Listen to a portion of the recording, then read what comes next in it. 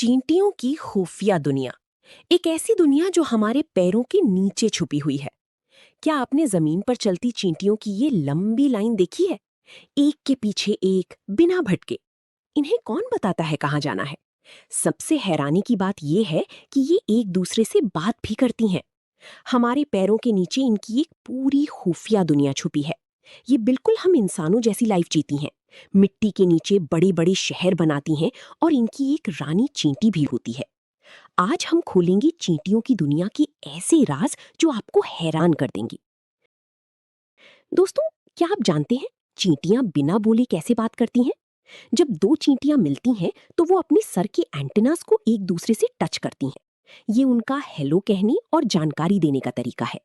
लेकिन जब इन्हें खाना मिलता है या कुछ मीठा, तो ये एक और खास तरीके का यूज करती हैं, जिसे कहते हैं फेरोमोन्स, यानी खुशबू वाला रास्ता। जब एक चींटी को खाना मिलता है तो वो घर वापस जाते वक्त जमीन पर अपनी खुशबू छोड़ती जाती हैं।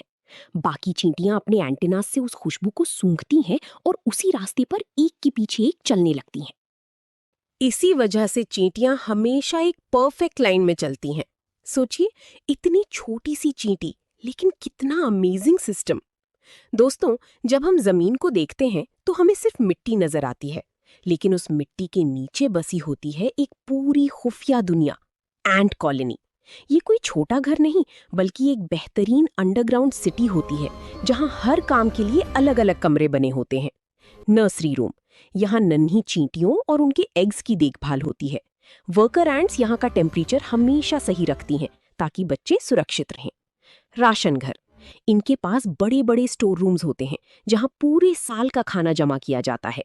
इन्हें इतनी समझदारी से बनाया जाता है कि बारिश का पानी भी अंदर नहीं पहुंच पाता। ट्रैश रूम, चींटियां सफाई की भी बहुत शौकीन होती हैं। वो अपने शहर का कचरा रखने के लिए एक अलग कमरा बनाती हैं ताकि बाकी कॉलोनी साफ रहे।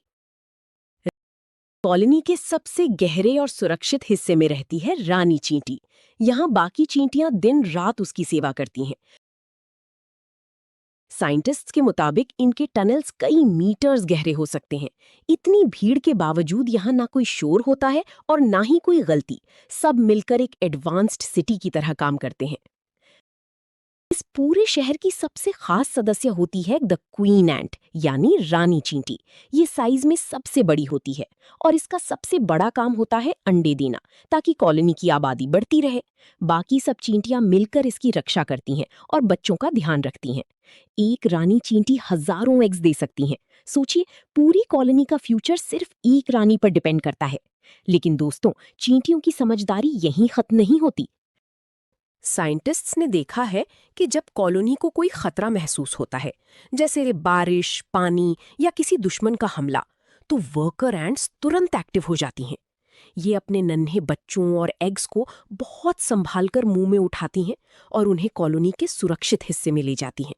सोचिए, इतनी छोटी सी जान, लेकिन अपने परिवार का कितना ध्यान रखती हैं। और सबसे हैरानी की बात, इतनी हजारों चींटियों के बीच भी हर चींटी को पता होता है कि उसे क्या काम करना है। ना कोई शोर, ना कोई कंफ्यूजन, फिर भी पूरी कॉलोनी एक परफेक्ट सिस्टम की तरह चलती रहती है। सच में, चींटियों की दुनिया किसी मिस्ट्री से कम नहीं। और हाँ, चींटियों की दुनिया का असली राज अभी बाकी है, क्योंकि पार्ट 2 में हम देखेंगे ये नन्ही चींटियां खेती कैसे करती हैं, अपनी कॉलोनी की रक्षा कैसे करती हैं और मिलकर अपने से कई गुना बड़े दुश्मन को कैसे हरा देती हैं। तो मिलते हैं पार्ट 2 में।